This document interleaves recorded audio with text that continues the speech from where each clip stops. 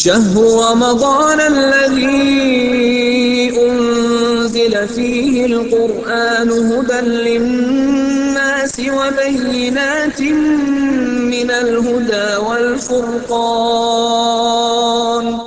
اعوذ باللہ من الشیطان الرجیم. بسم اللہ الرحمن الرحیم. رب اشرح لی صدری ویسر لی امری واحلل عقدۃ من لسانی یفقہوا قولی. تمام تر تعریفیں اس خدائے بزرگ و برتر کے نام کہ جو دونوں جہانوں کا خالق اور مالک ہے، اور تمام تر درود و سلام حضرت محمد مصطفیٰ صلی اللہ علیہ وآلہ وسلم اور ان کی آل پر. جیسا کہ آپ کو معلوم ہے، خوجہ پرہائی شیعہ اثنا عشری جماعت کی جانب سے ماہ رمضان المبارک میں ان فکری نشستوں کا انعقاد کیا جاتا ہے. آج اسی سلسلے کی ایک فکری نشست کا انعقاد یہاں پر کیا گیا ہے کہ ایک ٹاک شو کہ جس میں نظامت کے فرائض برادر شاہد بادامی انجام دیں گے، جبکہ مہمان مولانا طاہر اوان. ان کا موضوع ہے بر صغیر میں غیر اسلامی ادیان. میں گزارش کروں گا برادر شاہد بادامی سے اور مولانا طاہر اوان سے کو تشریف لائیں اور اس پر پروگرام کو آگے بڑھائیں. بر محمد وآل محمد صلوات. اعوذ باللہ من الشیطان الرجیم. بسم اللہ الرحمن الرحیم. رب اشرح لی صدری ویسر لی امری واحلل عقدۃ من لسانی یفقہوا قولی. پر محمد وآل محمد صلوات. اللہم صل علی محمد وآل محمد.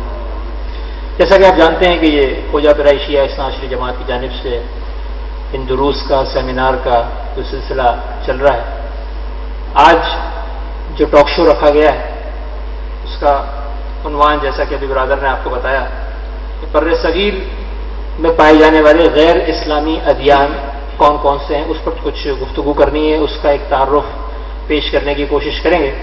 جب ہم اس موضوع پر تھوڑی سی تیاری کے لیے مولانا طاہر اوان صاحب کے ساتھ بیٹھے تھے تو یہ گفتگو ہو رہی تھی کہ اگر بہت زیادہ مفصل اور بہت زیادہ ڈیٹیل میں اگر جایا جائے تو بہرحال یہ ایک ایسا موضوع ہے کہ جو کم از کم ایک اشرہ اس میں چاہیے کہ چیزیں جو ہیں وہ کھل کر بہت ڈیٹیل میں جو ہے وہ آ سکیں. 3 دن کا یہ مسلسل سلسلہ ہے جس میں ہم پہلے دن یعنی آج یہ ڈسکس کریں گے کہ بر صغیر میں جو غیر اسلامی ادیان پائے جاتے ہیں موٹے موٹے وہ کون کون سے ہیں اور ان کا تعارف پیش کرنے کی کوشش کریں گے.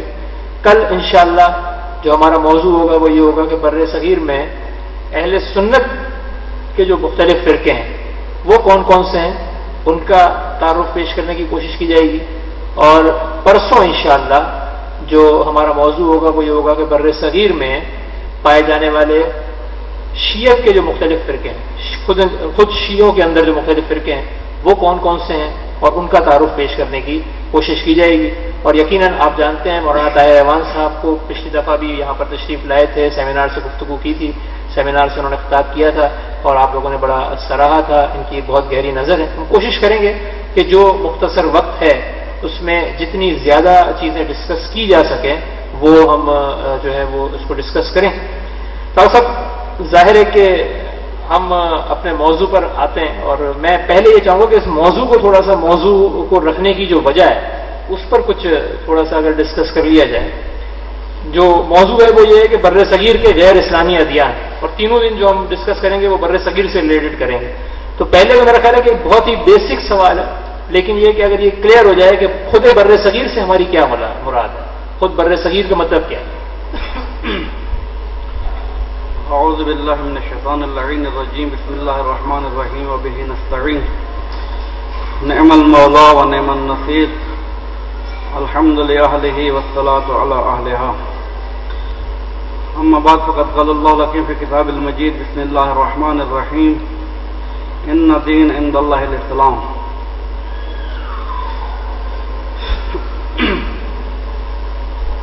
موضوع واضح ہو گیا ہے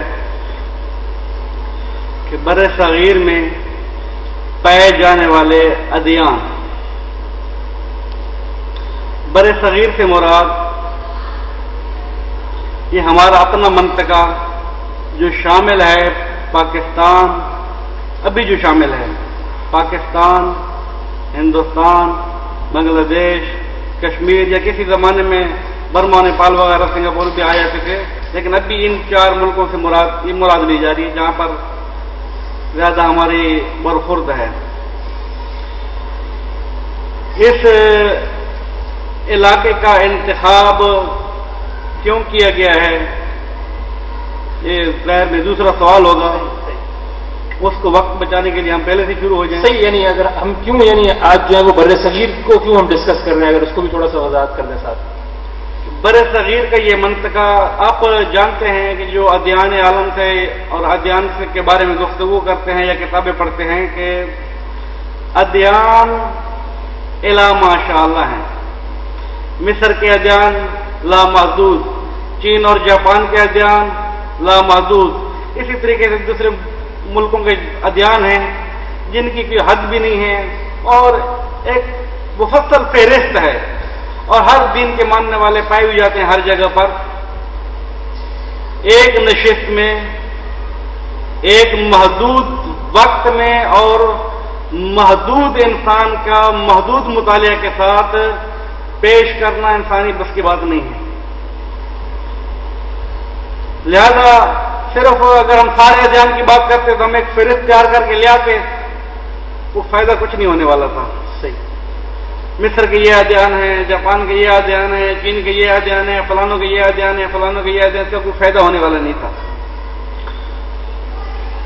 بر صغیر کا انتخاب اس لیے کیا گیا ہے کہ ہماری جوان نسل اس وقت جن شبہات، جن سوالات سے روبرو ہو رہی ہے، جو سوالات ان کے سامنے اٹھائے جا رہے ہیں، جو شبہات ان کے سامنے اٹھائے جا رہے ہیں، وہ اسی علاقے، اسی منطقے کے سوالات ہیں اور انہی جوانوں کے سامنے پیش کیے جاتے ہیں انہی کی زبان میں۔ تو یہ بتانے کے لیے کہ یہ جو آپ کے سامنے سوال اٹھ رہا ہے، یہ جو آپ کے سامنے آپ کا دوست بن کے آیا ہے، آپ کے کان میں ایک بات پیش کر رہا ہے، آپ کے ساتھ محفل لگا رہا ہے، یہ بول کہاں سے رہا ہے؟ آیا دین اسلام کا پیروکار ہو کر اسلام محمدی کے عنوان سے بول رہا ہے؟ اور اگر اسلام محمدی ہے تو کس فرقے کے ساتھ؟ دین باطلہ کا پیروکار ہو کر آپ کے سامنے بات کر رہا ہے، آپ کے کان میں شبہات ڈال رہا ہے، باتوں باتوں میں ہمارے جوانوں کو ورگلا رہے ہیں۔ تو یہ جوان ہمارا پہلے سے ہوشیار بوجھ ہے۔ یہ جو سوال اٹھ رہا ہے، یہ جو باتیں کر رہا ہے، یہ فلاں دین کی باتیں ہیں۔ قرآن نے کہا آخری سورت، قل اعوذ برب الناس مالک الناس الہ الناس من شر الوسواس الخناس الذی یوسوس فی صدور الناس من الجنۃ والناس۔ وہ خناس کہ جو انسان کے دلوں میں وسوسہ ڈالتا ہے، کسی بھی عنوان سے وسوسہ ڈالتا ہے، وہ جن بھی ہو سکتا ہے، وہ انسان بھی ہو سکتا ہے۔ جن بے عملی کا، شیطان بے عملی کا وسوسہ ڈالے گا اور انسان بے دینی کا وسوسہ ڈالے گا۔ اس کو دین سے دور کر دو، اس کو ان کے اعتقادات سے دور کر دو، شیعت کو ادھر سے دوسرے فرقے کی طرف لے جاؤ، مسلمان کو دین باطل کی طرف لے جاؤ۔ لہذا یہ وسوسہ فی صدور الناس جو انسان کر رہا ہے، اس خناس کو پہچاننا ہماری اولین ذمہ داری ہے۔ اگر ہم نہیں پہچانیں گے کہ یہ خناس جو انسانوں کے دلوں میں وسوسے ڈال رہا ہے، یہ خناس ہے کون اور وسوسہ اس کا کیا ہے، اس وقت تک ہم صحیح معنی میں نہ شبہ کو سمجھ سکیں گے، نہ شبہ کا جواب دے سکیں گے۔ اس لیے ہم نے کوشش کی کہ بر صغیر کے خطے کے اور بر صغیر کے جوانوں کو بتایا جائے کہ آپ اس وقت کن ادیان سے، کن فرقوں سے روبرو ہیں، کن سے آپ کا مقابلہ ہے؟ اچھا، ایک اور میں بیسک سوال کرنا چاہوں گا. ابھی جو ہماری گفتگو جو آپ نے ابھی پیش کی، اس میں ایک لفظ بار بار آیا جو ہمارے ٹاپک کا بھی حصہ ہے، دین. خود دین سے مراد کیا ہے، اور یہ انسان کی زندگی کے کن کن پہلوؤں کا احاطہ کرتا ہے؟ خود دین سے مراد کیا ہے؟ یہ اب اہم ترین سوال ہو گیا ہے، اور اسی کو میں تھوڑی سی تشریح کروں گا کہ انشاءاللہ باتیں بہت ساری واضح ہو جائیں گی. آپ سنتے بھی ہیں، پڑھتے بھی ہیں، ابھی سوال بھی سن لیا. دین جس کی جمع ہے ادیان، ایک دین، دو دین، تین دن اور ادیان. ادیان دو قسم کے ہیں. ادیان باطلہ اور دوسرے جو عموماً کتابوں میں تعبیر کیا جاتا ہے ادیان الہی. لیکن میں اس وقت اس تعبیر کی مخالفت کر رہا ہوں. توجہ کیجیے گا. کبھی بھی ادیان الہی نہیں ہوتے ہیں. ادیان الہی کبھی بھی نہیں ہوئے ہیں. ہمیشہ دین الہی ہے. خدا نے متعدد دین بھیجے ہی نہیں ہیں. اصلا انسان کی بقا کے لیے، انسان کی فلاح بہبود کے لیے، انسان کو انسانیت تک، معراج تک پہنچانے کے لیے خدا نے متعدد ادیان بھیجے ہی نہیں ہیں. آدم سے لے کر خاتم تک کوئی ادیان نہیں ہے، ایک ہی دین ہے. ان الدین عند اللہ الاسلام ومن یبتغی غیر الاسلام دینا فلا یقبل منہ. نص سے صریح قرآن آئی ہے کہ خدا کے نزدیک دین فقط دین اسلام ہے. دین فقط دین اسلام ہے. وَمَن يَبْتَغِ غَيْرَ الْإِسْلَامِ دِينًا، جو شخص بھی اسلام کے علاوہ کسی اور دین کی پیروی کر کے میرے پاس آئے گا فَلَن يُقْبَلَ مِنْهُ، اس کو قبول نہیں کیا جائے گا. سوال، درود بر محمد والے محمد.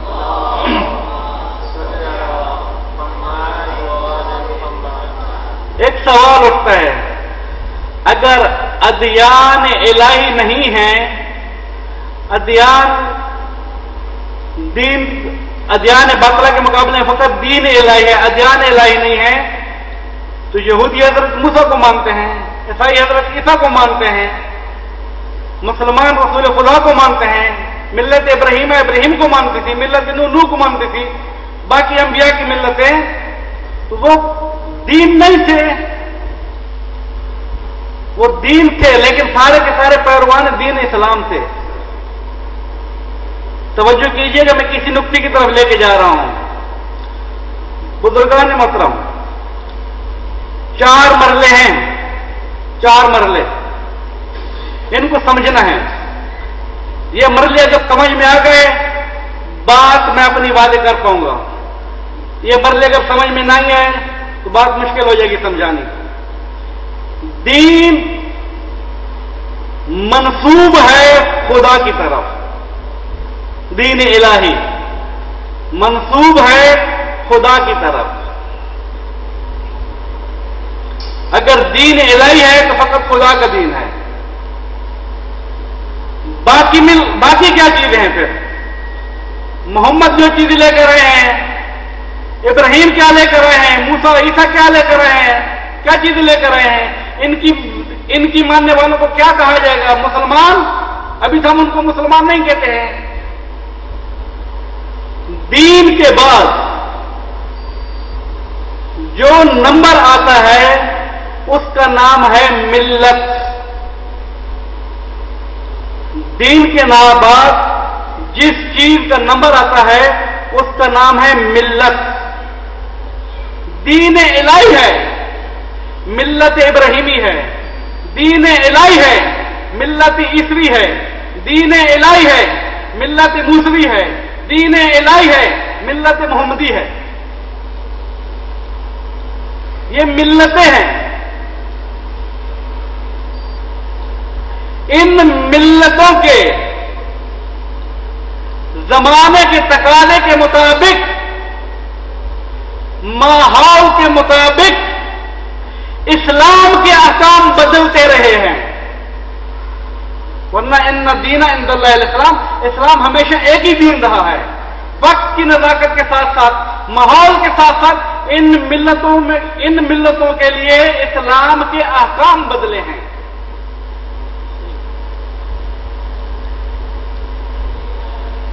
دین ایک ہے، ملتیں متعدد ہیں۔ ملت کے بعد دین کا نام ہے راستہ۔ جو سوال ہوا تھا دین کس چیز کو کہتے ہیں؟ راستے کو۔ آپ کون سے دین کے اوپر ہیں؟ کون سے راستے پہ چل رہے ہیں؟ دین الہی پہ چل رہے ہیں، جو راستہ خدا نے بتایا تھا اس پہ چل رہے ہیں، اس کو کہتے ہیں دین الہی۔ وہ دین الہی بعض اوقات نوح کے ذریعے سے بتایا جا رہا ہے، بعض اوقات ابراہیم کے ذریعے سے بتایا جا رہا ہے، بعض اوقات موسیٰ اور عیسیٰ اور محمد مصطفیٰ کے ذریعے سے بتایا جا رہا ہے، لیکن راستہ ایک ہے جو خدا نے بتایا، اس کو دین اسلام کہا گیا ہے۔ اس راستے پہ چلو، ان قوانین کی پابندی کرو۔ ملت کے بعد تیسرا نمبر آتا ہے مذہب کا۔ ملت کے بعد تیسرا نمبر مذہب کا ہے۔ یعنی کیا؟ آپ لکھتے ہیں، فارم پور کرتے ہیں، مذہب آپ کا کیا ہے؟ جتنے فارم بھی آپ سے بھرائے جاتے ہیں ہم لکھتے ہیں مذہب اسلام۔ ترتیب کے مطابق ہمارا مذہب اسلام نہیں ہے، جو علماء ملل و نیل کی کتابوں میں گفتگو کرتے ہیں۔ دین اسلام ہے، ملت ہماری محمدی ہے۔ مذہب کیا ہے؟ تیسرا نمبر ہے مذہب کا۔ پھر چوتھا نمبر ہے کہ جو گفتگو ہماری کل کی، لیکن آج میں ترتیب کر رہا ہوں۔ تیسرا نمبر ہے مذہب کا۔ اس ملت میں مذہب ایجاد ہوئے ہیں۔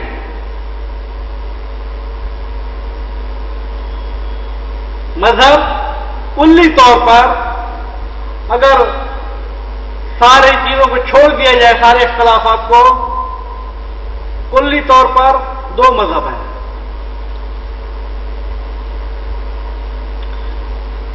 دو ہی مذہب ہیں، ایک مذہب تشیع ہے، ایک مذہب اہل سنت ہے والسلام۔ تیسری کسی چیز کا نام نہیں ہے۔ میں بہت عجیب سی باتیں کر رہا ہوں آج کی، جو شاید بہکا دیں آپ لوگوں کو کہ یہ ہماری باتیں کر کے ہمارے جوانوں کو بہکانے کے لیے آیا ہے یا ان کی دین سدھارنے کے لیے آیا ہے۔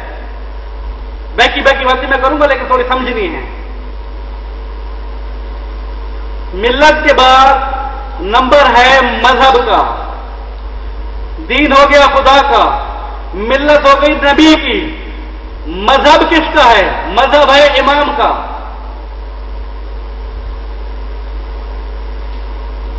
مذہب ہے امام کا۔ یہ گروہ کس کو امام مانتا ہے؟ رسول کے بعد۔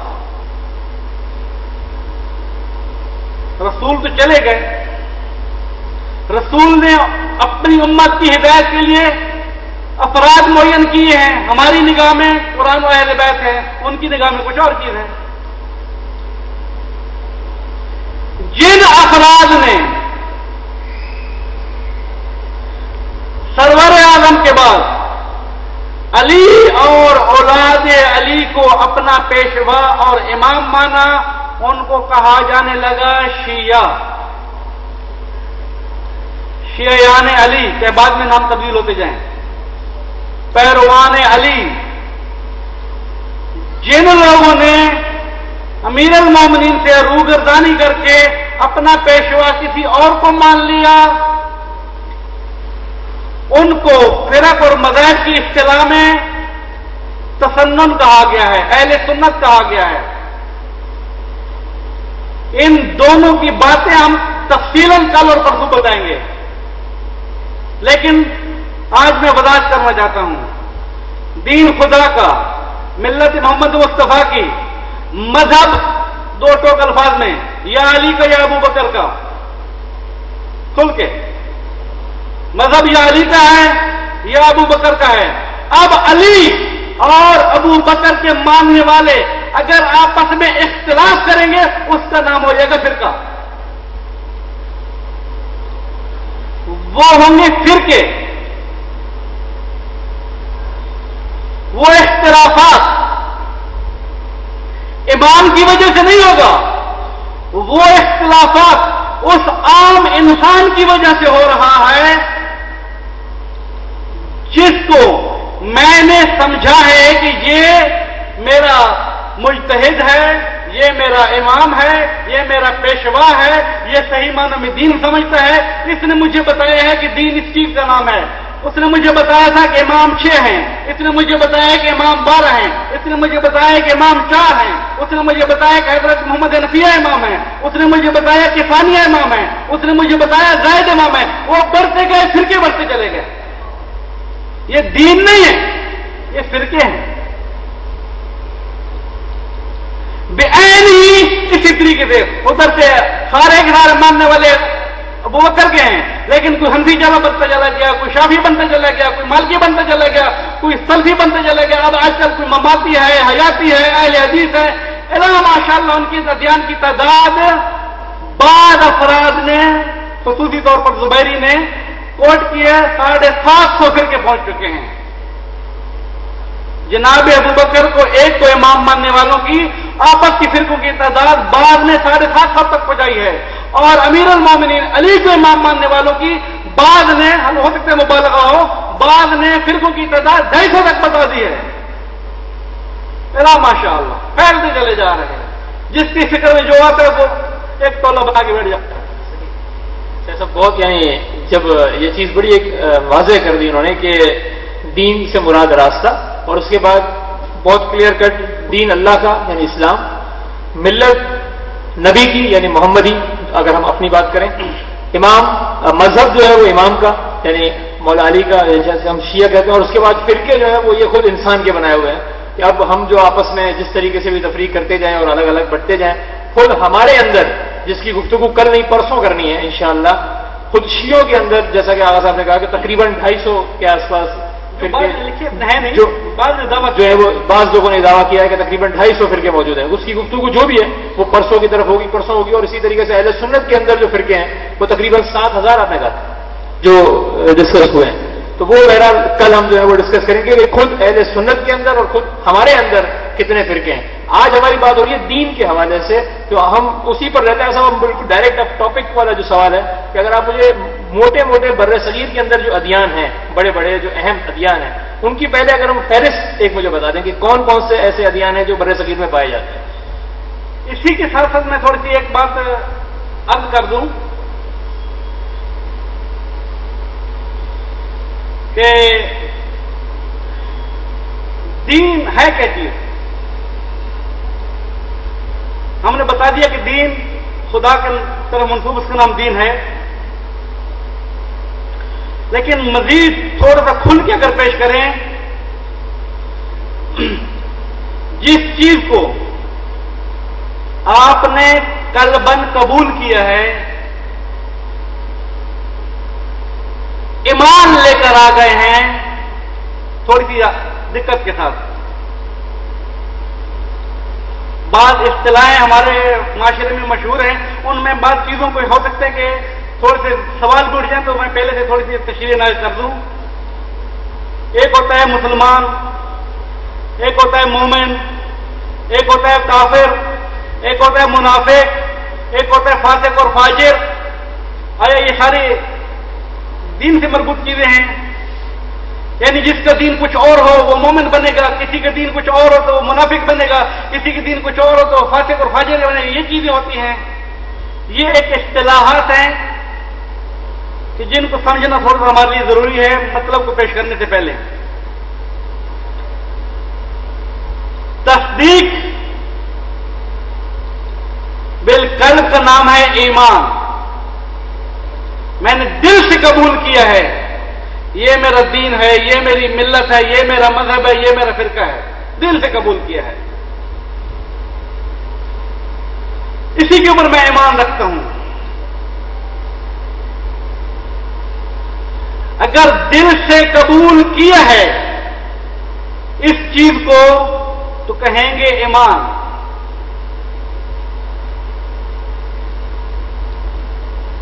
اقرار باللسان پھر اس کے ساتھ ہے، عمل بالارکان پھر اس کے بعد ہے.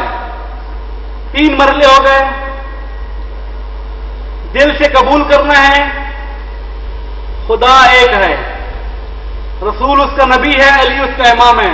اشہد اللہ الہ الا اللہ وحدہ لا شریک لہ واشہد ان محمد امیر المومنین. کلمہ پورا پڑھنا ہے، لا الہ الا اللہ محمد رسول اللہ، سارا پڑھ کے دکھانا ہے. یہ اقرار باللسان ہے. کوئی آدمی اقرار باللسان کرے دل سے قبول نہ کرے اس کو کہتے ہیں منافق. زبان سے مانتا ہے، آپ لوگوں کی صفوں میں رہتا ہے، آپ لوگوں کے ساتھ رہتا ہے، آپ لوگوں کے اندر گھلا مل ہوا ہے، زبان سے سب کچھ کر رہا ہو سکتا ہے، ارکان سے بھی کر رہا ہو، لیکن دل سے نہ مانتا ہو اس کو کہتے ہیں منافق. سورہ منافقین انہی کے لیے نازل ہوئی تھی جو محمد کے اطراف میں بیٹھے تھے. ابن حجر اسقلانی نے واضح طور پہ کہہ دیا ہے کہ صحابی کی تعریف کیا ہے، صحابی کس کو کہتے ہیں. تو انہوں نے ایک تعریف بڑی عجیب سی کر دی. بعض علماء اہل سنت متفق ہیں، جس نے رسول کو دیکھ لیا زندگی میں ایک دفعہ وہ بھی صحابی. بعض اس کے الٹے چلے گئے، رسول نے اگر دیکھ لی تو وہ بھی صحابی. تو یا یہ کہ اس کے مقابلے میں شیعوں کا ایمان ہے کہ رسول سے سنے، فرامین رسول کے اوپر عمل کرے، پابند ہو، یقین کے ساتھ صحابی ہے، ورنہ خرابی ہے.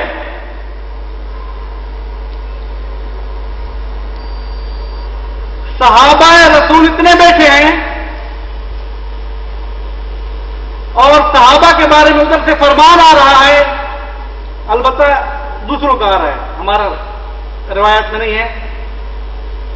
الصحابہ تو کلہم عدول، صحابہ سارے کے سارے عادل ہیں.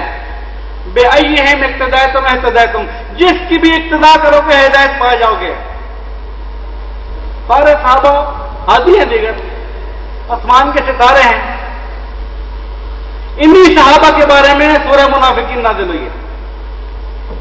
کیوں کہ زبان سے اقرار ہے، دل سے قبول نہیں ہے. دین کے لیے پہلی شرط یہ ہے زبان سے اقرار، دل سے قبول، زبان سے اقرار. اور الامر بالارکان، کر کی بھی دکھائے. اگر کوئی آدمی قبول بھی کرتا ہو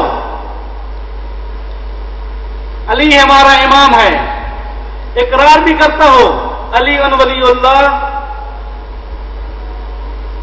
نماز پڑھنے کا ٹائم نہیں، مجھے نیند آ رہی ہے، ٹی وی چل رہا ہے، وقت ہی نہیں ہے،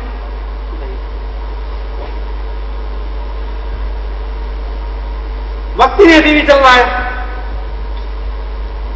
باقی لا ماشاء اللہ، میں موضوع سے باہر نہ جاؤں.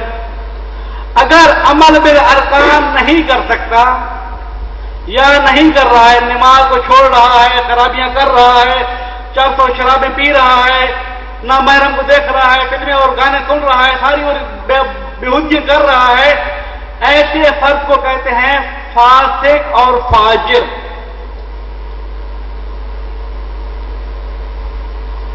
دل سے اس نے ایمان سے قبول کیا ہوا ہے، اقرار قبول کیا ہوا ہے، لیکن کہتے ہیں کہ فاسق کی گواہی قبول نہیں ہے. سارے کہتے ہیں فاسق کی گواہی قبول نہیں ہے. فاسق ہے کون؟ کافر تھوڑی فاسق ہوتے ہیں. گواہی تو میں دوں گا کہ جو کہتا ہوں علی ولی اللہ کہ یہ آدمی جو ہے مثلا چوری کرتا ہے، شرابی کرتا ہے، معاذ زنا کیا ہے، میں گواہی دے رہا ہوں. لیکن مجھے کہہ رہے تم تو ایک طرف جاؤ نا، ہم نے دیکھے تم نماز نہیں پڑھتے ہو، تم یہ نہیں کرتے ہو، تمہاری کہاں پہ گواہی تمہاری قبول نہیں ہے. فاسق کی گواہی قبول ہی نہیں ہے. دین کی شرطوں میں سے یہ چیزیں مشروط ہیں کہ جس دین کا آدمی پابند ہو اس دین کے لیے یہ چین شرطوں کے اوپر عمل کرنا ضروری ہے، ورنہ خرابی لازم آ جائے گی۔ اب سوال، برے صغیر کے اندر سوال جو اٹھا تھا کون سے ادیان پائے جا رہے ہیں؟ یہ تمہید میں نے باندھی کیوں تھی؟ یہ تمہید میں نے اس لیے باندھی تھی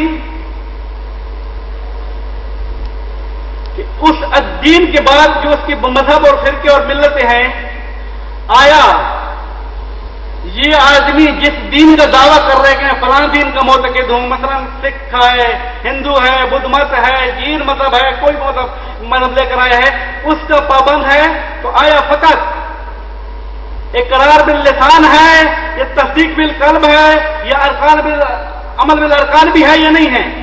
اگر یہ سب کچھ کر رہا ہے تو واقعی اس دین کا پابند ہے، ورنہ خرابی ہے۔ فہرست دے رہا ہوں میں ابھی، اس وقت برے صغیر میں عمدہ ادیان کون سے ہیں؟ میں نے عرض کیا ادیان باطلہ دو قسم کے ہیں، دین الہی ایک ہی قسم کے ہیں، ملتیں متعدد ہیں۔ ادیان باطلہ، میں پھر بھی ایک اختلاف کر رہا ہوں بعض پڑھے لکھے لوگوں سے کہ ادیان باطلہ تعبیر کر رہے ہیں تو دو قسم کی کیوں کہہ رہے ہیں آپ؟ ہزاروں قسم کے ہوں گے، بتاتا ہوں کیوں کہہ رہا ہوں۔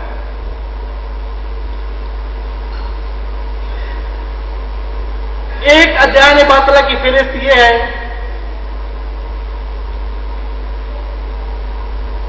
بدھ مت ایک دین ہے، جین مت ایک دین ہے، سکھ ایک دین ہے، سارے دین آ رہے ہیں۔ یہ جو ادیان آتے ہیں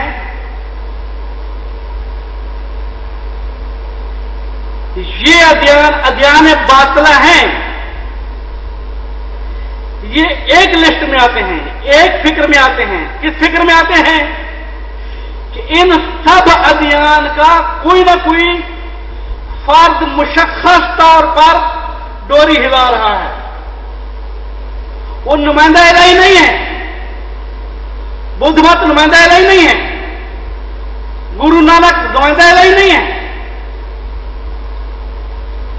یہ نمائندگان الہی نہیں ہیں، لیکن ان کے ماننے والے ایک جگہ تک پہنچتے ہیں کہ ہمارے مذہب کا بانی، ہمارے مذہب کا پیشوا یہ ہے۔ ایک فکر اور بھی باطل ہے جو اتفاق سے زیادہ ہے، میں اس کو لادینیت نہیں کہتا ہوں کہ وہ لادین ہے،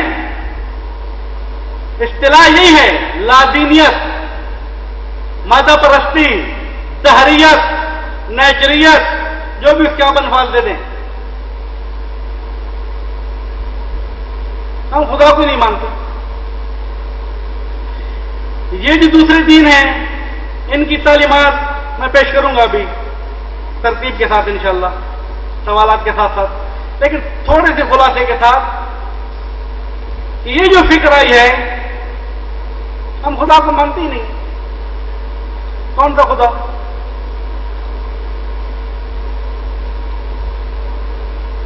کیوں نہیں مانتے بھائی؟ اور آپ خدا نے تمہارا کیا بگاڑا ہے؟ خدا کے ماننے کا فائدہ کیا ہے؟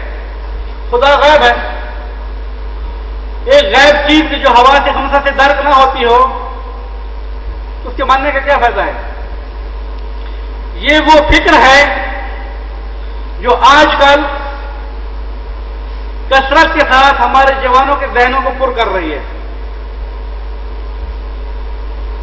اور پھر مزے کی بات یہ ہے جتنا انسان پڑھتا چلا جا رہا ہے، دنیاوی تعلیمات یہ سائنس کی ٹیکنالوجی میں جتنا اضافہ کرتا چلا جا رہا ہے اتنا وہ زیادہ افتخار کر رہا ہے میں خدا کو نہیں مانتا ہوں۔ میں نے دوسرے الفاظ میں جتنا وہ زیادہ پڑھ رہا ہے اتنا وہ زیادہ بے دین ہو رہا ہے،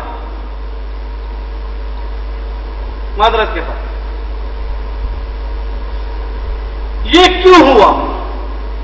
برے صغیر میں یہ چیزیں موجود ہیں، یہ کیوں ہیں؟ اس کی تین وجوہات ہیں۔ 3 وجوہات. یا تو یہ پڑھے لکھے افراد، یہ سائنسدان، یہ ٹیکنالوجی والے افراد اپنا سر مغز کھپا کھپا کھپا کھپا کھپا کھپا کتنے تنگ آ گئے ہیں، ان کو کنہیں ذات سمجھ ہی نہیں آ رہی. کائنات کے عجائب کی وہ نہیں سمجھ سکتے کہ کیا چیز ہے. ہزاروں چیزیں انہوں نے تسخیر کر لی ہیں، ان کے اوپر کنٹرول کر لیا ہے، لیکن پھر بھی لاکھوں چیزیں ان کی حواس سے غائب ہیں. انہوں نے ایک نتیجہ نکالا، کون سر مارے یار اتنا تھک جاؤ. بس یہ ایک زمانہ تھا، ایک مادے نے خود چیز اگلنا شروع کر دی اور کام ہونا شروع ہو گیا ہے. یا تو ان کے ذہن تھک گئے ہیں کام کر کر کے نہیں پہنچ پا رہے ہیں، یا پھر ان کے پاس فرصت ہی نہیں ہے کہ صحیح معنوں میں قرآن اور اسلام کی تعلیمات میں تفکر کریں. فرصت نہیں ان کے پاس. ان کی دوسری مشاغل اتنی زیادہ ہیں کہ اس کو سمجھنے کے لیے ان کے پاس وقت ہی نہیں ہے. نہیں سمجھ سکتے ہیں، حل نہیں ہوتا ہے، سمجھ میں تعلیمات نہیں آتے ہیں، انکار کر دیتے ہیں.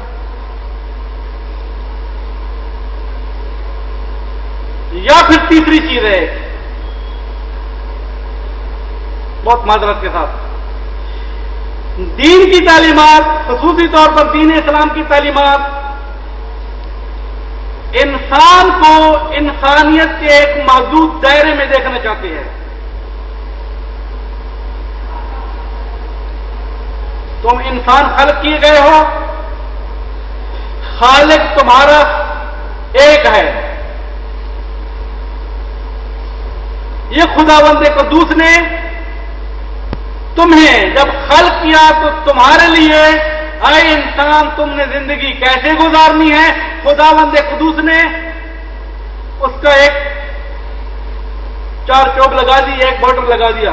اس سے باہر نہیں جانا ہے، اس سے پیچھے نہیں رہنا ہے. یہ حلال چیزیں ہیں، یہ حرام چیزیں ہیں. انا ہدینہ السبیل اما شاکرا و اما کفورا. ہم نے انسان کی ہدایت کر دی، اس کو راستہ بتلا دیا ہے.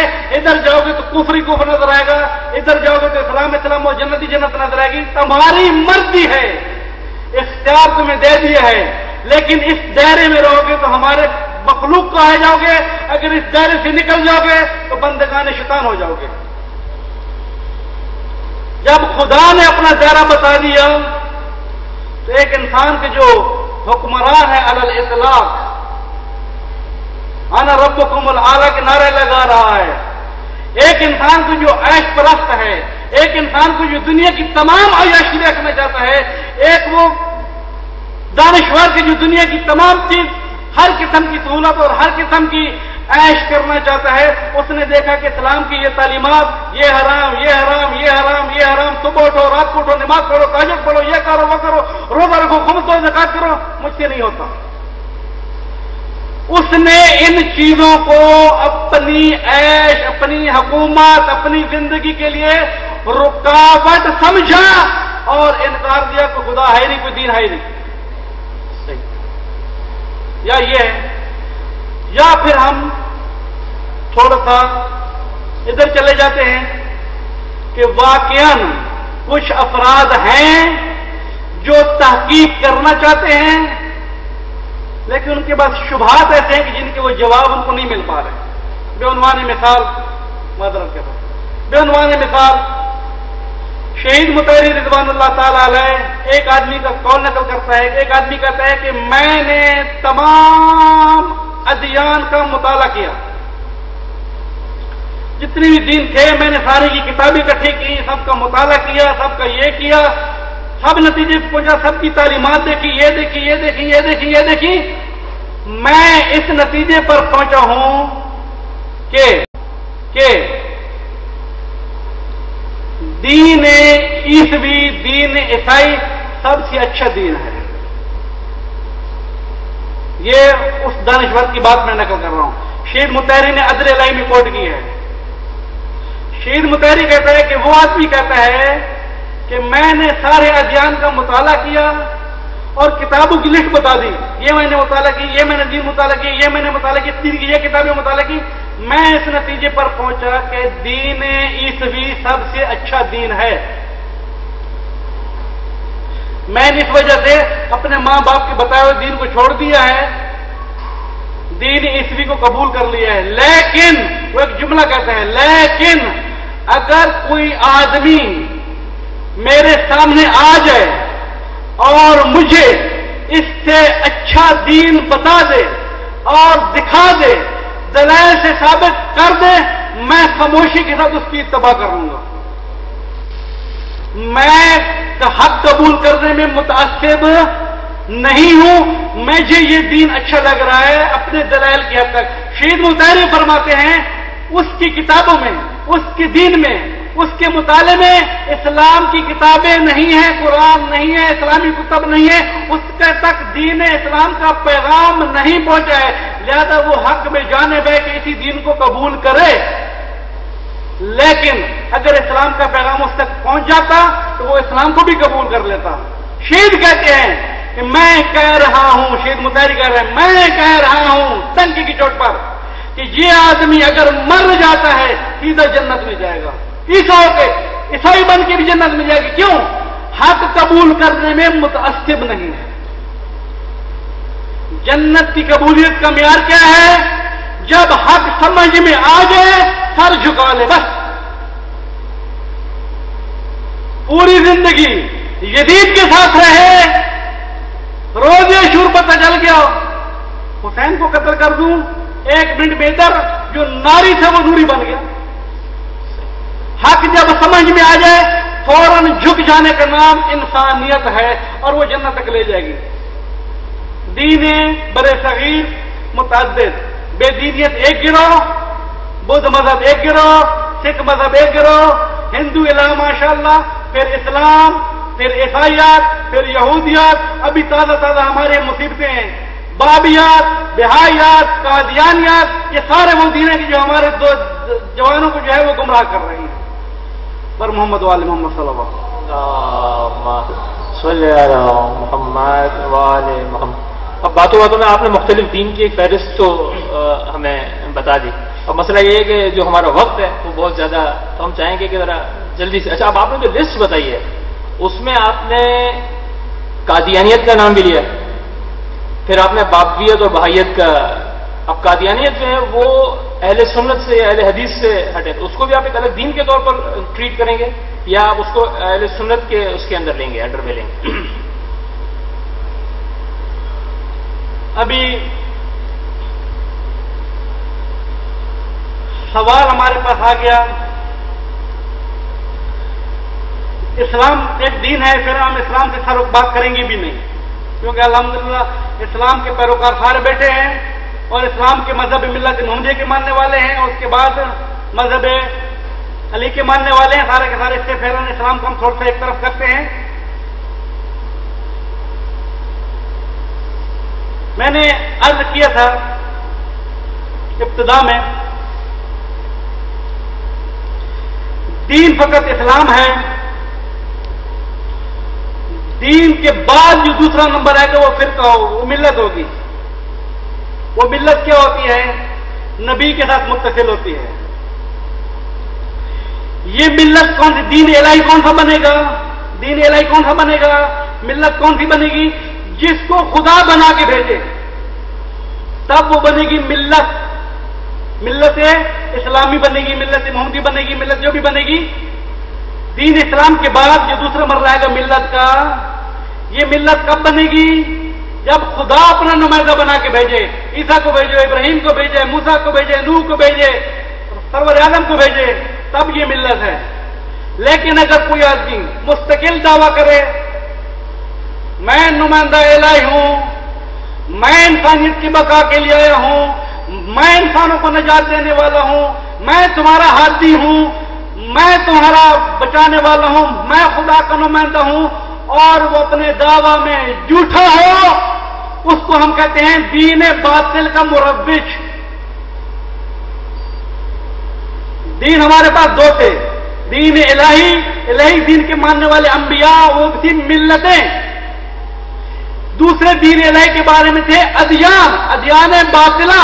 ادیان باطلہ کیا ہیں؟ کہ جو خدا کا دین لے کر نہیں آئے ہیں، اپنی طرف سے ایک نعرہ لگا رہے ہیں، ہم ہیں ہادی، ہمارے اوپر یہ وحی نازل ہوئی اور ہم نے یہ سمجھا اور ہم نے یہ سمجھا. عزیزان محترم، جن دو فرقوں کی بات ہو رہی ہے، ایک فرقے کا نام ہے فرقہ بہائیہ، دوسرے فرقے کا نام ہے فرقہ قادیانیت.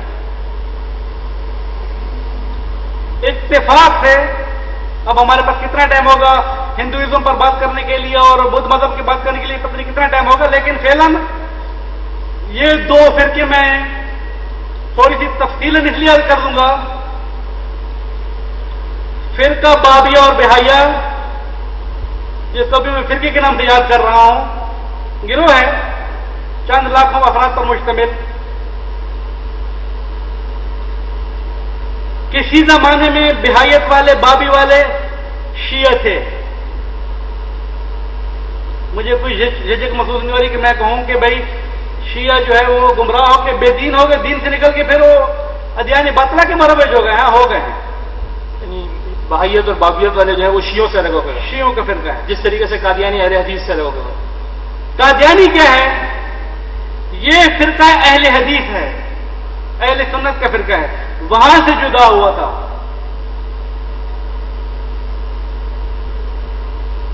باپ سید محمد علی باب شیراز کا رہنے والا، ایران کا رہنے والا ہے. تھوڑی سی توجہ کیجیے گا، بات سمجھ میں آ جائے گی کہ یہ فرقہ ہے یا دین ہے. اب میں نے مقدمات آپ لوگوں کو سارے عرض کر دیے کہ مقدمات یہ ہیں، تمہیدی گفتگو یہ ہے. اب ان کی میں باتیں عرض کرتا ہوں، فیصلہ آپ لوگ کریں گے یہ فرقہ اسلام کا ہے یا دین ہے. آپ لوگ خود فیصلہ کریں. لیکن یہ توجہ رہے، دین فقط خدا کا ہے، خدا کے بھیجے ہوئے انبیاء ملت کے مالک ہیں. ان کو ہم دین الہی کے پیروکار کہیں گے، دین اسلام کے پیروکار کہیں گے. اس کے مقابلے میں جتنے فرقے آئیں گے، جتنے دین آئیں گے، وہ ادیان باطلہ ہوں گے. وہ کون ہوں گے؟ جو خود سے ہدایت کا دعویٰ کریں گے. سید محمد علی شیرازی سید ہے، ایران کا رہنے والا ہے، شیراز کا رہنے والا ہے، نجف میں پڑتا ہے. نجف کے مجتہدوں کی محفلوں میں بیٹھتا ہے. سر پہ امامہ بھی ہے، مولوی بھی ہے. سید محمد علی باب شیرازی شیخ احمد عیسائی کا شاگرد ہے، سید کاظم رشتی کا شاگرد ہے. سید کاظم رشتی، شیخ احمد عیسائی کون تھے؟ ان کے کیا نظریات تھے؟ یہ کیا لے کر رہے تھے؟ کیا بتا رہے تھے؟ یہ ہماری پرسوں کی گفتگو ہے، توجہ کیجیے گا. یہ شیعوں کا فرقہ ہے. شیخ احمد عیسائی، اس کے شاگرد کاظم رشتی، یہ شیعوں کا فرقہ ہے. اس فرقے کے شاگرد ہیں سید محمد علی شیرازی. اس شیعہ فرقے سے گفتگو ہم پرسوں کریں گے، لیکن آج اس فرقے کے استاد کے شاگرد کے بارے میں گفتگو ہے کہ جو نیا دین لے کر آیا ہے. سید محمد علی شیرازی شاگرد بیٹھے کلاس کے اندر. کاظم رشتی کہتا ہے امام کا ظہور نزدیک ہے، امام ظہور کرنے والے ہیں. اور پھر اچانک کہتا ہے اور ممکن ہے کہ وہ امام اس وقت شاگردی کے عنوان سے میری محفل میں بیٹھا بھی ہو. کاظم رشتی اعلان کر رہے کہ ہو سکتے میرے محفلوں میں بیٹھا بھی ہو، آپ لوگوں کے درمیان موجود بھی ہو. شیخ احمد عیسائی بھی یہ پکار کر رہا ہے، کاظم رشتی بھی یہ پکار کر رہے ہیں. یہ دونوں استاد شاگرد ہیں. محمد علی شیرازی ذہن تیار کر رہا ہے. کاظم رشتی جب مر گیا 1258 ہجری میں، 1258 1434 چل رہی ہے، 1258 हिजरी में काजिम रश्दी मर गया। इसकी दास्तान मैं परसों बताऊंगा, आपको पता चलेगा ये कौन था। उसके मरने के बाद उसके 18 शागिर्द हैं। उसके शागिर्द खैर बहुत ज्यादा हैं। मोहम्मद अली शिराजी के 18 शागिर्द हैं, काजिम रश्दी के शागिर्द मोहम्मद अली शिराजी के, जिनको कहा गया है लफ्ज हाई के साथ, हाई जिंदे। मोहम्मद अली शिराजी ने कहा, पहला दावा क्या किया, मैं बाब हूं। बाब, बाब किसको कहते हैं? आना मदीना तुलैल में वालियों अलियोन बाबा, मैं इल्म का शायर बोली, उसका दरवाजा है। मोहम्मद अली शिराजी ने क्या कहा, मैं बाब हूं। किसके बाब हो भाई तुम? मैं इमाम जमाना का बाब हूं। मेरी इमाम जमाना से मुलाकात होती रहती है। जिस आदमी को इमाम जमाना से मुत्तसिल होना हो, जिस आदमी को इमाम जमाना से कोई एहतियाज हो, जिस आदमी को इमाम जमाना से कुछ पूछना हो, मैं दरवाजा हूं, मुझसे गुजर के जाओ। पहले दावा किया कि मैं बाब हूं। तवज्जो कीजिएगा, मैं मोहम्मद अली शिराजी ने जब दावा किया कि मैं बाब हूं, इस दावा से लेकर जब उसको कत्ल किया गया, टोटल 2.5 साल जिंदगी गुजारी उसने। 2.5 साल। 2.5 साल के अंदर उसके 3 दावे हैं। पहले दावा किया कि मैं बाब हूं, महदी तक पहुंचने का रास्ता हूं, दरवाजा हूं। अफराद करीब हो गए, वाह वाह वाह, आदमी मिल गया हमें तो, बिस्मिल्लाह। अब ये बन गया था शियों का फिरका, क्योंकि शिया था ना। मैंने क्या कहा था, मजहब के बाद जो आएगा वो फिरका होगा। ये बन रहा था शियों का फिरका, लेकिन इसने इस फिरके के ऊपर किफायत नहीं की। थोड़े दिनों के बाद कहा, मैं बाप, वो मेहदी नहीं, मैं खुद ही मेहदी हूं। मेहदवियत का दावा कर दिया, बन गया इमाम। फिरके से पहले है जिस इमाम के पैरोकार हो गए मजहब, बन गया इमाम। अजीजान मोहतरम तवज्जो कीजिएगा, एक सिलसिला तूली होता है, एक सिलसिला अर्जी होता है।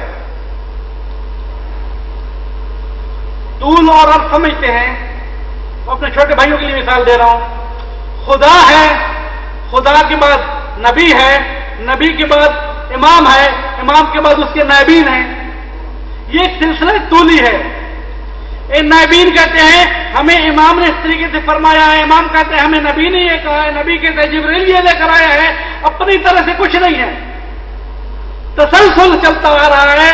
ये सिलसिला तूली कहलाता है। अगर सिलसिला तूली से हटकर ऐसे होना शुरू हो जाए तो वो सिलसिला अर्जी होता है। मोहम्मद के मुकाबले के, बहुत मादरत के साथ, मुकाबले से मतलब वो मुकाबला नहीं करा रहा जो हमारी जबान में है। मोहम्मद भी नबी है तो ईसा भी नबी है, मूसा भी नबी है, इब्राहिम भी नबी है, नूह भी नबी है, सारे के सारे उन्होंने पैगंबर हैं। तो ये नहीं है कि मोहम्मद नबी है तो ईसा उसके बाद आ रही है, ईसा मोहम्मद के बाद आ रही है, ऐसा नहीं है। दीन इस्लाम के लिए तो तूल है, लेकिन अगर हम मुकाबला करेंगे तो सारे बराबर हैं।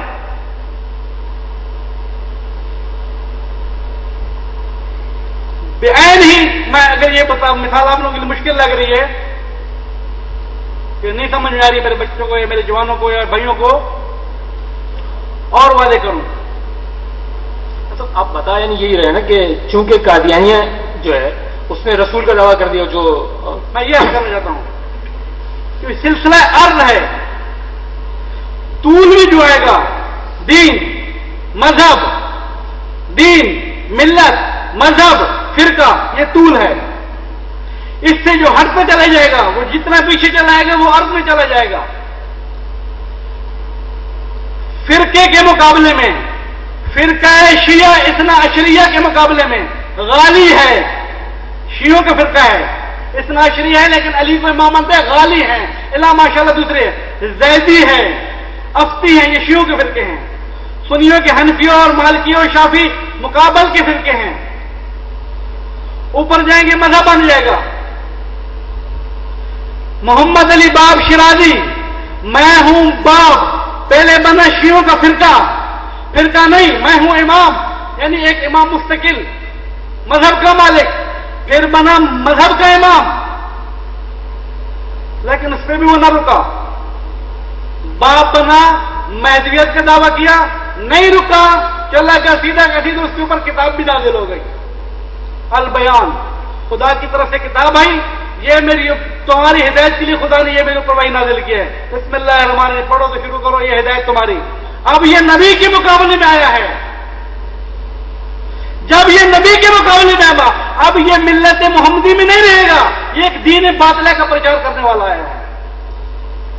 شیعہ تھا، فرقے سے نکلا، مذہب سے نکلا، دین و ملت علیحدہ لے کے بیٹھ گیا. اس لیے میں نے کہا کہ یہ دین باطل کا گروہ ہے، دین اسلام کا مروج نہیں ہے. اس وقت 5 لاکھ کی تعداد میں ایران میں موجود ہیں، 5 لاکھ کی تعداد میں ایران میں موجود ہیں، آپ کے پاکستان میں موجود ہیں. اسی محمد علی باب شیرازی کا ایک شاگرد ہے بہاء اللہ، اس کا شاگرد ہے، پہلے شاگرد تھا، پھر مرلہ یہاں تک بتا دیا کہ محمد علی شیرازی کے مقابلے کے ایک پیشوا بن کے بیٹھ گیا، اس کے اوپر بھی کتاب نازل ہو گئی. اب یہ کتابیں کیسی ہیں، کتابوں کی دستانے کیسی، بہت مفصل. لیکن اس وقت عزیزان محترم، فرقہ بہائیت کے 2 مضبوط ترین، محکم ترین اڈے جو اس وقت فعالیت کر رہے ہیں، ایک لندن میں ہے، ایک اسلام آباد میں ہے. فرقہ بہائیت کے 3 ریڈیو اسٹیشن ہیں. فرقہ بہائیت کے اپنی ان کی جو رپورٹ موجود ہے، مارکیٹ میں جو انہوں نے رپورٹ دی ہے، 2 مزید اسٹیشن قائم کر رہے ہیں. ان کی کتابیں، فرقہ بہائیت کی جو گمراہ کرنے والی کتابیں ہیں، الفرائض اور البیان جیسی کتابیں، ان کی کتابیں 630 زبانوں میں ترجمہ ہو چکی ہیں. آپ گننے ذرا 30 زبانیں گن کے دکھائیں. 630 زبانوں میں انہوں نے ترجمہ کر کے دکھا دیا ہے. 1400 سال سے اسلام آیا ہے، آج تک مسلمان 50 زبانوں میں قرآن کا ترجمہ نہیں کر پا رہا ہے. انہوں نے 200 سال کے اندر 600 زبانوں میں اپنی کتابوں کا ترجمہ کر کے دکھا دیا ہے. کل اسلام کے اندر کتنے ان کے مراکز ہیں، کیا کہیں، سرزمین میں کراچی میں پہلی مرتبہ 1929 میں سید شیرازی کراچی میں داخل ہوتا ہے، ملیر میں جگہ لیتا ہے، یہاں پر 2 سال گزارتا ہے، پھر بمبئی چلا جاتا ہے، بمبئی سے واپس آتا ہے، 3 آدمی ہو جاتے ہیں، مذہب بہائیت کی تبلیغ کرتے ہیں. اس وقت وہ بہائیت کے مرکز اسلام آباد کو اتنا مضبوط کر چکے ہیں کہ ضیاء الحق آپ کے صدر جمہوریہ اسلامی کو، ان کے ملت کو، ان کے مذہب کو بطور مذہب اقلیت ہی صحیح رسمی طور پر قبول کر لیا گیا. پاکستان کے قانون نے جس ایران سے نکلے تھے، اس ایران نے آج تک اس کو مذہب قبول نہیں کیا ہے، لیکن آپ کے قانون میں قبول ہو چکا ہے، مذہب بہائیت آ چکا ہے. کتاب نجوم ہدایت چھپ چکی ہے. نجوم ہدایت میں بتا کے اور اس کے اوپر زور کیوں دے رہا ہوں، اس لیے دے رہا ہوں کہ یہ مذہب بہت سارے دیگر مشکلات کے ساتھ ساتھ مہدویت کی بات کرتا ہے. امام زمانہ سے ہمارا ارتباط ہے، امام زمانہ سے ہم ملاتے ہیں، امام زمانہ سے ملاقات کراتے ہیں، امام زمانہ ہمارے خواب میں آتے ہیں، باتیں مہدی کی کرتے ہیں، دین باطل کی ترویج کرتے ہیں. ہمارے جوان جو ہے مہدی کی وجہ سے گمراہ ہو رہے ہیں. مہدی ہوٹل، مہدی اللہ ماشاء اللہ، مہدی کے نام سے اتنا ترویج کیا ان لوگوں نے.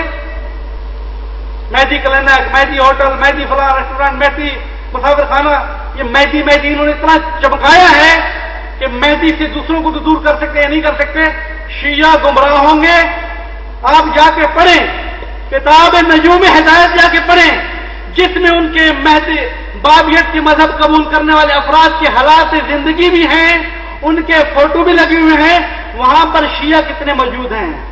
آپ کے شیعہ سید بزرگوار سر پہ امامہ رکھ کے آئے، اخبث الخبیثین. کس وجہ سے وہ چلے گئے ادھر کہ وہ بہائی بنے، پھر ان کے مربل بنے، پھر رد شیعت پر کتابیں لکھی، رد امام زمانہ پر کتابیں لکھی. سید بھی ہے اور بہائیت کی ترویج بھی کر رہا ہے.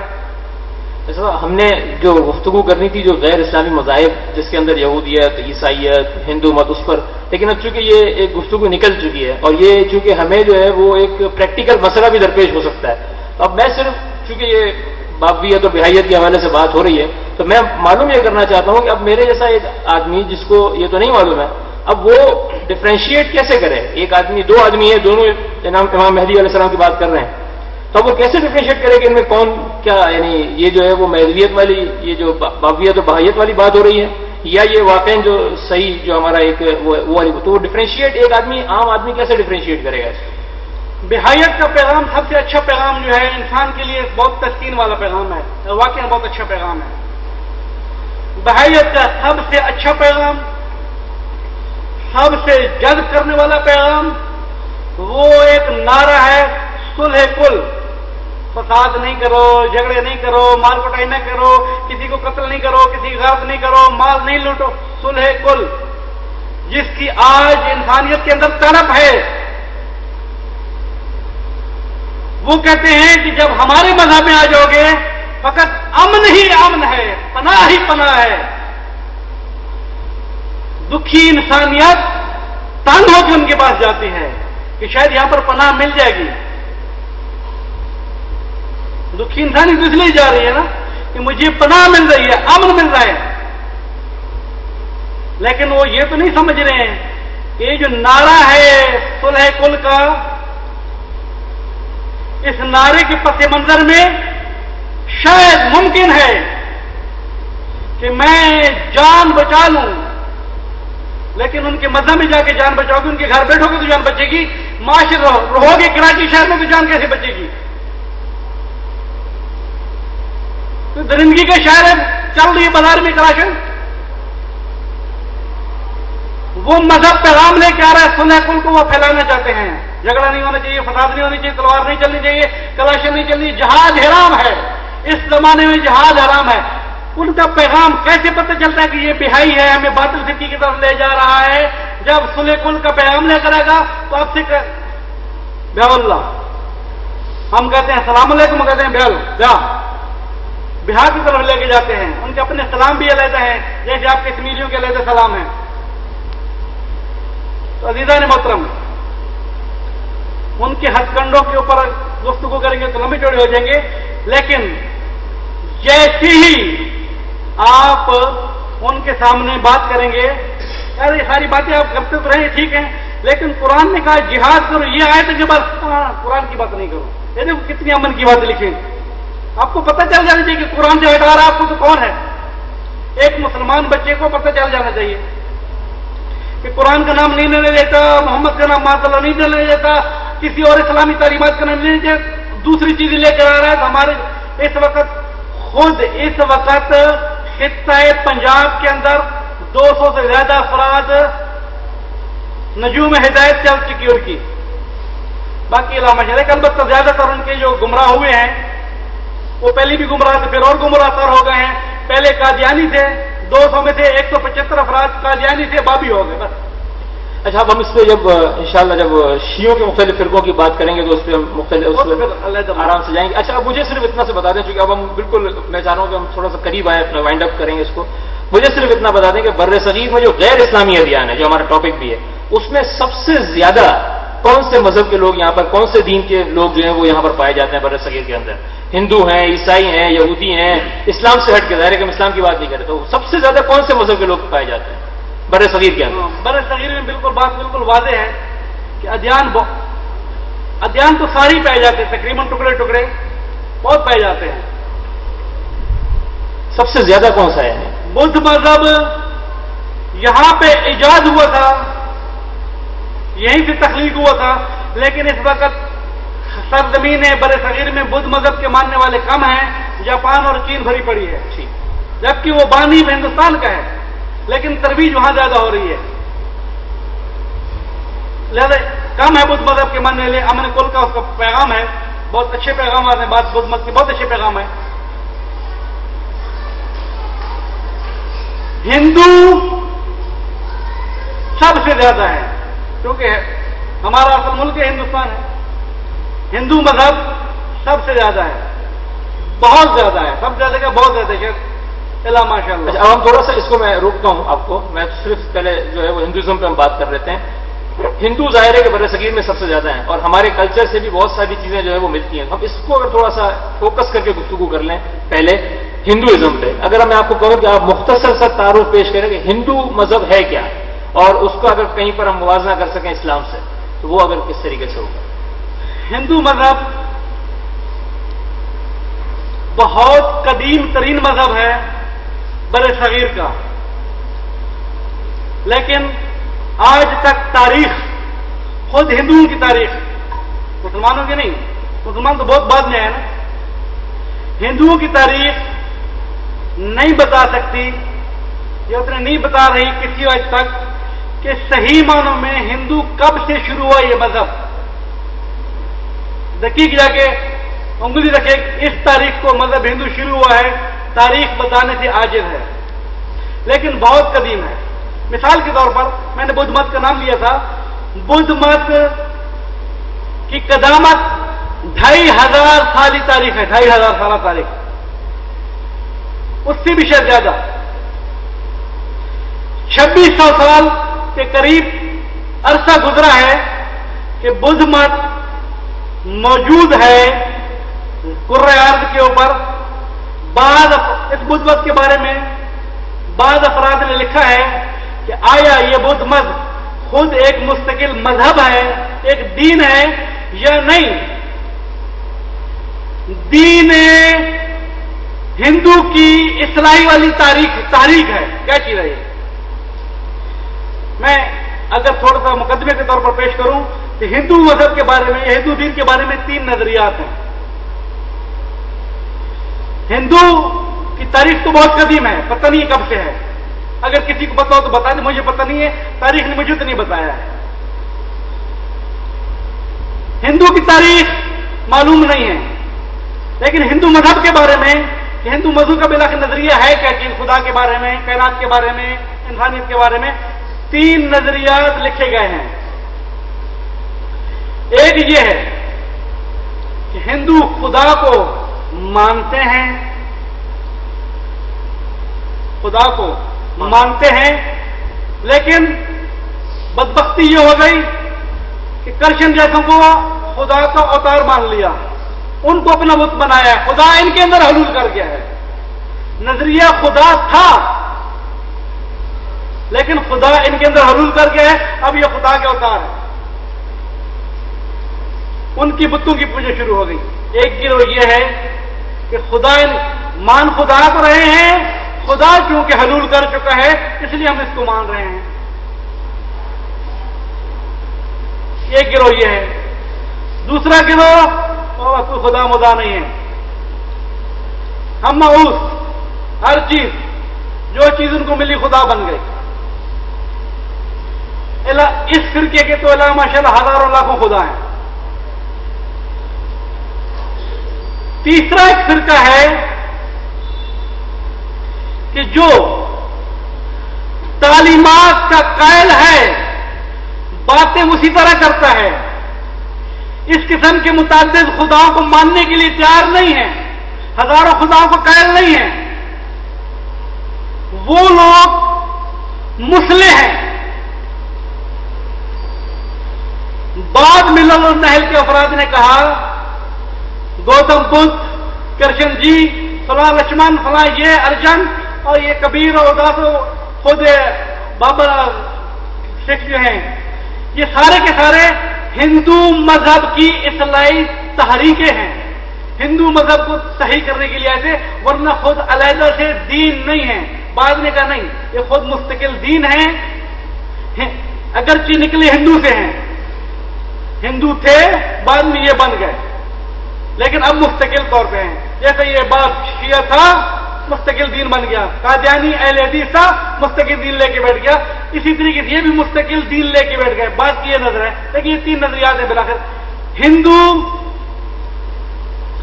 کب سے ہے معلوم نہیں ہے، کتنے ہیں الا ماشاء اللہ کروڑوں کی تعداد میں. اہم نکات کی طرف اشارہ کرنا چاہتا ہوں. ان کی کچھ کتابیں ہیں، 5-6 علیحدہ کتابیں بتائی جاتی ہیں.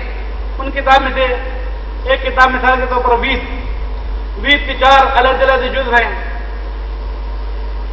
بعض نے کہا یہ 4 مستقل کتابیں ہیں، بعض نے کہا نہیں، ایک ہی وید تھی، 1,00,000 منتر پر مشتمل تھی. اس منتروں کو تبدیل کیا، تقسیم کیا، مختلف منتر بنا کے علیحدہ، اس موقع پہ یہ منتر پڑھ جائے، اس موقع پہ یہ منتر پڑھ جائے، اس موقع پہ 4 ویدیں بنا دی.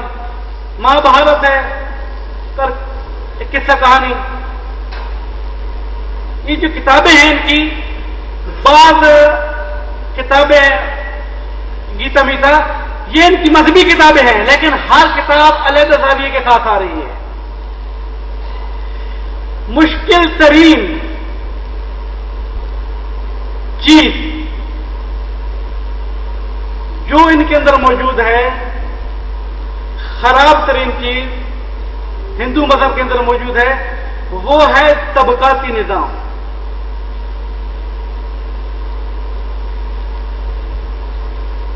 معذرت کے ساتھ میں بات چیزیں تھوڑی سی ہٹ کے بھی کہوں گا کہ کیونکہ اسلام ہندوؤں میں آیا ہے نا، ہندو تو مسلمانوں میں آئی نہیں ہے.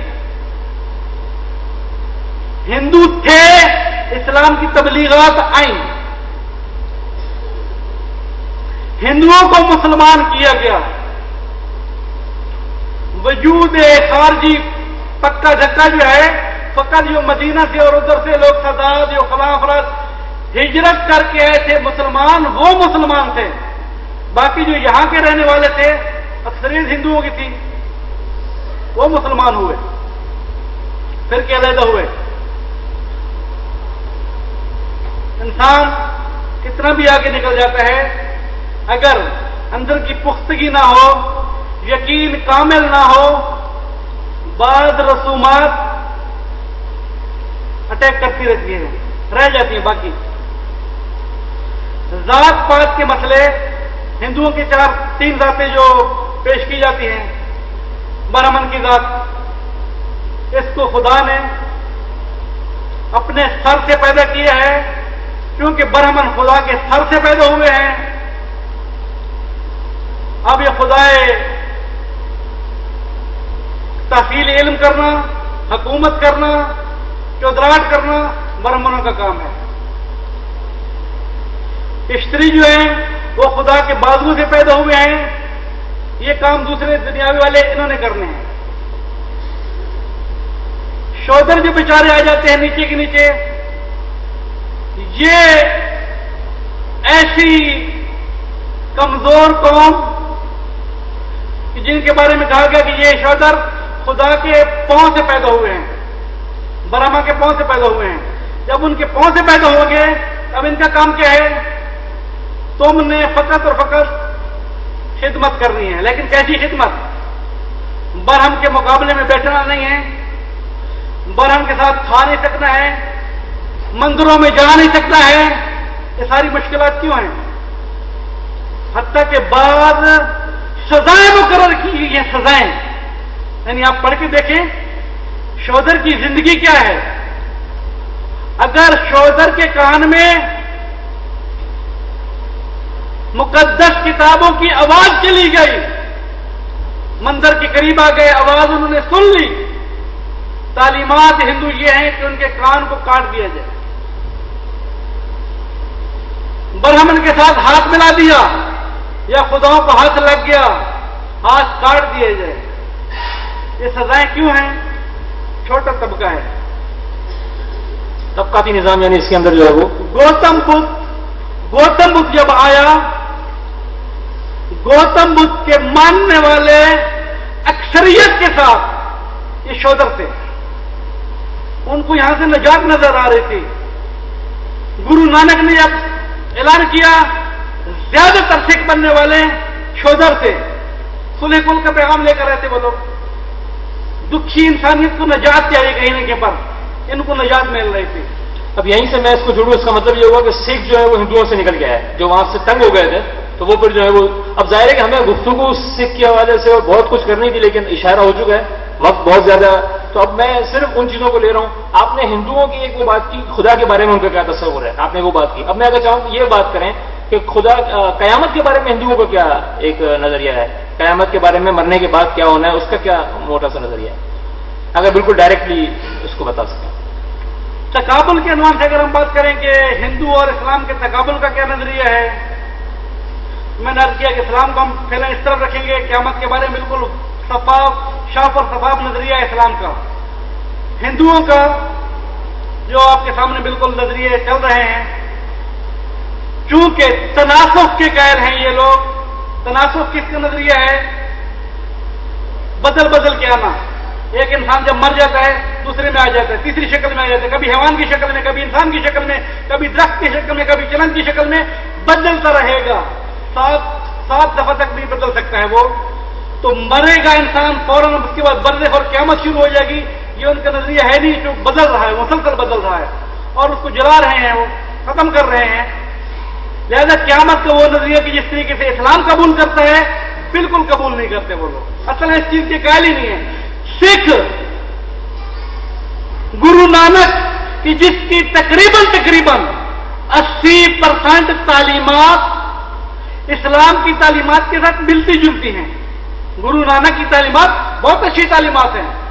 گرو نانک تو پرانا مذہب نہیں ہے، سکھ والا مذہب 500 سال پرانا ہے، بہت پرانا نہیں ہے، 500 سال کرتا ہے۔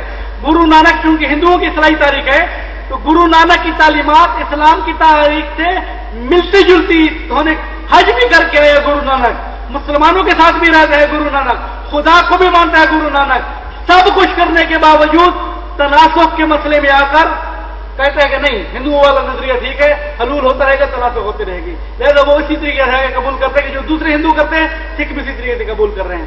یعنی قیامت کے بارے میں تقریباً سارے ایک ہی طرف چکر میں جا رہے ہیں کہ جو مسلمانوں کے خلاف قیامت کے بارے میں نظریہ ہے، وہ ہندو سکھ کسی اور نظریہ نہیں ہے، لیکن ہندو بلاخر جب تک تناسخ اور حلول کے قائل ہوتے رہیں گے، اسی نظریے کے قائل رہیں گے کہ قیامت کسی چیز کا نام ہے ہی نہیں، مر گیا انسان جلا دو، ختم کر دو۔ اس کے بعد بڑا ظلم اس کے ساتھ کھیتی کا نظریہ رکھ لینا کہ اگر شوہر مر گیا ہے تو بیوی کو بھی زندہ جلا دو۔ اب وہ قدیم زمانے میں تو جلا دی جاتی تھی کھیتی کے نظریے کے حوالے سے، لیکن اب ہم جب ترقی ہوئی تو الحمدللہ جلا تو نہیں دی جاتی، لیکن اس کے اوپر مصیبت یہ نازل ہو جاتی ہے کہ اب وہ گھر میں بیٹھی شادی نہیں کر سکتی ہے۔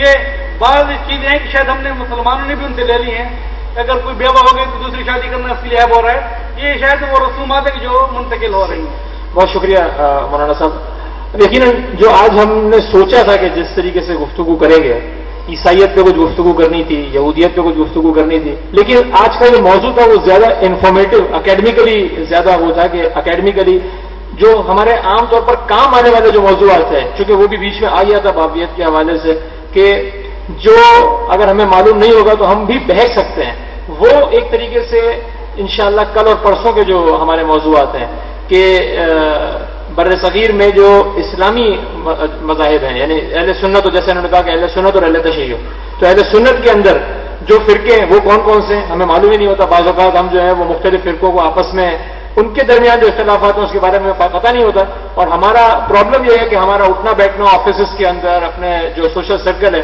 اس میں ہمارا پرابلم یہ ہے کہ ہم ظاہر ہے کہ مختلف فرقوں کے ساتھ، مختلف مذاہب کے ساتھ جو ہے وہ ہمارے لوگوں کے ساتھ بیٹھنا اٹھنا ہوتا ہے، تو ہمیں کم از کم یہ معلوم ہو کہ یہ کس فکر کا بندہ ہے۔ تو ہم زیادہ پریکٹیکل جو مسائل ہیں انشاءاللہ وہ کل اور پرسوں کی جو گفتگو ہے، اور اس کے اندر ہم کوشش کریں گے جو پریکٹیکل مسائل ہیں اس پر ڈسکشن ہو۔ آج کا موضوع زیادہ اکیڈمک تھا، زیادہ انفارمیٹو تھا انفارمیشن کے لحاظ سے، لیکن آج کے موضوع میں بھی جو بہت امپورٹنٹ بات ہمیں ایک طریقے سے دین، ملت، مذہب فرقہ وغیرہ کی جو ڈیفینیشن اور وہ جو چیزیں ہیں وہ ہمیں پتہ چلے. انشاءاللہ ہم کوشش کریں گے. ابھی میں نے بات کی تو مجھے بتایا گیا کہ جو سوال و جواب کا سلسلہ ہے انشاءاللہ وہ تیسرے دن ایک ساتھ ہی جو ہے وہ رکھا جائے گا. تو فی الحال ابھی کوئی سوال و جواب کا جو ہے وہ سلسلہ نہیں ہے. ہم اپنے اس پروگرام کو یہیں پر ختم کرتے ہیں اس یاد دہانی کے ساتھ کہ انشاءاللہ کل اس گفتگو کا دوسرا حصہ کہ بر صغیر میں جو اہل سنت کے مختلف فرقے ہیں وہ کون کون سے ہیں, ان میں کیا کیا چیزیں پائی جاتی ہیں, اس پر انشاءاللہ ڈسکشن کریں گے. اور پرسوں انشاءاللہ شیعوں کے اندر جو فرقے بن گئے ہیں اس پر جو ہے وہ ڈسکشن کریں گے. وآخر الدعوانا ان الحمدللہ رب العالمین. جیسا کہ اعلان ہوا کہ انشاءاللہ سوالات تیسرے دن تمام سوالات آپ کے, چونکہ بہت سے ایسے سوالات ہوں گے کہ جو آج کے نشست سے جو ہے وہ ہم نے کرنے ہوں گے لیکن اس کے جوابات کل یا پرسوں کی نشست میں شاید مل جائیں. تو اس کے بعد آخر میں انشاءاللہ تیسرے دن تمام سوالات کو جو ہے وہ آپ کے آغا صاحب کے سامنے پیش کریں گے. اور دوسرا یہ ہے کہ جو ہے وہ کل انشاءاللہ آغا صاحب اور بردر شاہد بدامی انشاءاللہ بر صغیر میں اہل سنت کے مختلف فرقے اس عنوان پر انشاءاللہ دوسرا ٹاک شو منعقد کیا جائے گا. اس کے علاوہ شب قدر کے اعمال, شب 19, شب 21, شب 23, شب 27, شب عید کے اعمال انشاءاللہ بوجانی ہال میں منعقد کیے جائیں گے. آپ تمام مومنین و مومنات سے ان اعمال میں بھرپور تعداد میں شرکت کی گزارش ہے. آئیے اس پروگرام میں باقاعدہ اختتام دعا امام زمانہ سے.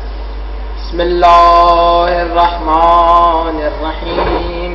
اللهم كل وليك الحجة ابن الحسن صلواتك عليه وعلى آبائه في هذه الساعة وفي كل ساعة وليا وحافظا وقائدا وناصرا ودليلا وعينا حتى تسكنه أرضك طوعا وتمتعه فيها طويلا.